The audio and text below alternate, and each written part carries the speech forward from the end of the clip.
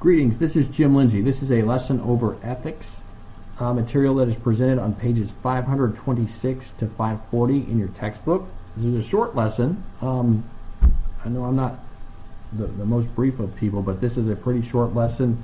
Again, pages 526 to 540 where this information comes from. Let me get right to it.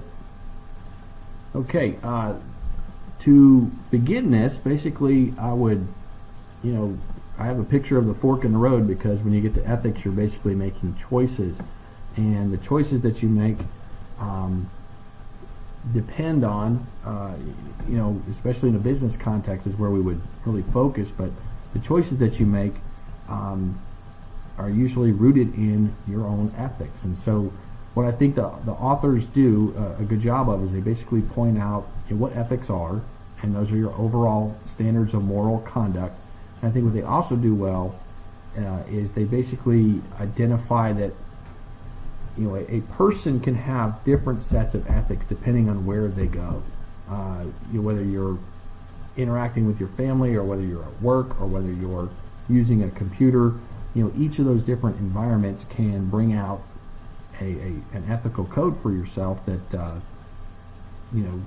those things may differ. And so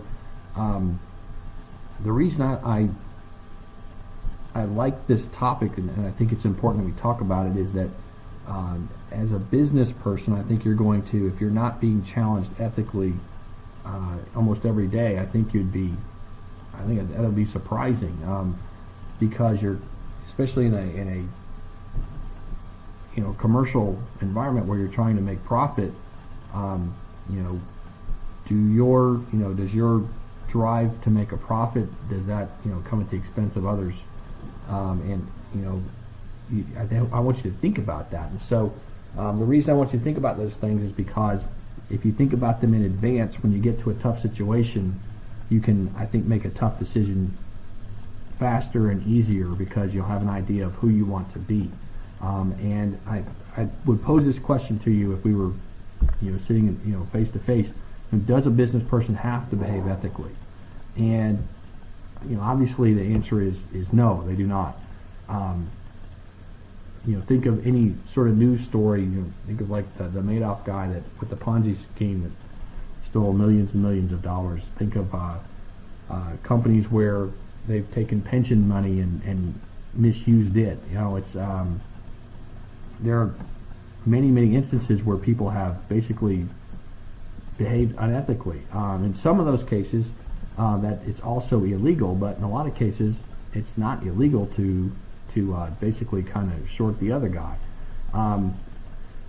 But what I hope you'll also think about is, how does being ethical help you as a business person? Because I think in the long run, if you're behaving ethically, I think you're going to establish a name for yourself and a reputation as someone who's honest. That will pay off in the long run in more return business, referrals, things like that. Whereas if you're constantly shorting somebody else for a short-term profit, eventually word will get out that you're not a person that people want to do business with, and you're going to end up in the long run. If you're behaving unethically, I think you're going to suffer. But there are times like where there are times where if you're being ethical and somebody is not, you may lose a deal, and that's hard, because can you survive long enough to actually get that return business later? And that's where thinking about this stuff now, I think, can help you. The one story I would share with you from my personal business life is when I graduated from WKU back in 1992.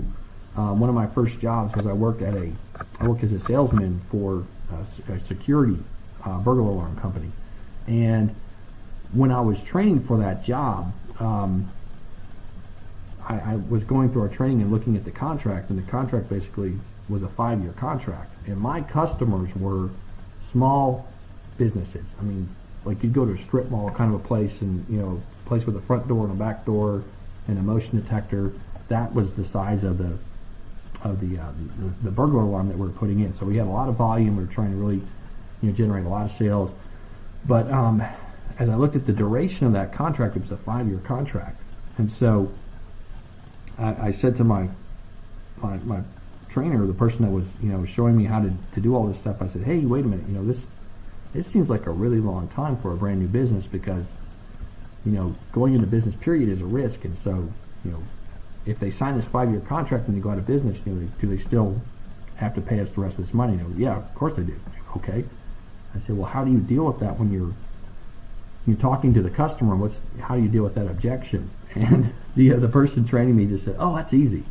And then I got excited. I'm like, okay, well, what do you say? And he said, well, you just don't say anything at all.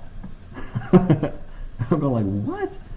And he said, yeah, you don't say anything. You leave the contract with them, and then that's up to them to read it. But it was buried about 3 pages into the contract, and so that's what I did. That's the instruction I got, and I wanted to sell a lot of systems. I wanted to make money, and so I did that for a while, and eventually a customer called me that had just had a system installed, and they'd finally found that part, and they really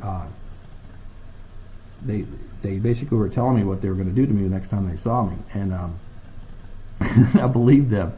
And so what I decided at that point was, I was doing what I'd been trained, was okay, but I didn't like that. I didn't like having to, being afraid to go back to that block, thinking like, oh, that guy's gonna beat me up, and and for good reason. I was kind of a punk to that guy, and so what I did instead was, as I went forward, the first thing I'd do when I get into a meeting with someone, I'd say, hey, I'm Jim, and thanks for meeting with me today, and say, here's our contract, and then I'd actually get a highlighter and highlight that part of the contract, and I'd say flip back to page so and so, say, do you see that highlighted part? This is a 5-year contract, and if you check with so and so, so and so, and so and so, our competitors, you'll see that their contracts are also like that.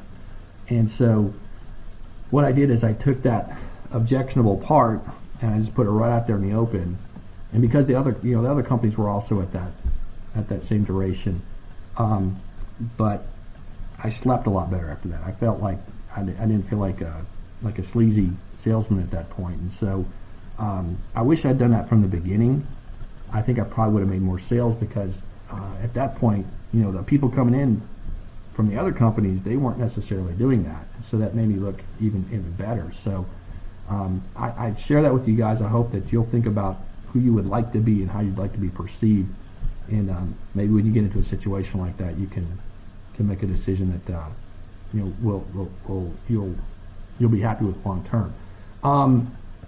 Lastly, there are 4 different news stories that I have links to on the Blackboard site, and I would encourage you to take a look at some of those. You don't have to look at all of them. One is about the Starbucks company. One is about a police story from Canada. It's basically a homicide investigation from up in Canada. The third one is about the sports fantasy draft, the fantasy sports industry. And then there's 2 about Uber.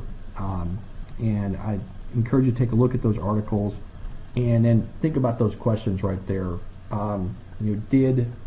Did the players involved in those stories, did they behave ethically? And why? Why do you feel that way? And because you feel that way doesn't mean somebody else would. And that's one thing that makes teaching ethics or talking about ethics fun and interesting, is basically everybody is different. So there are some resources for you to take a look at. I hope this information has been helpful, and thanks for your time and attention.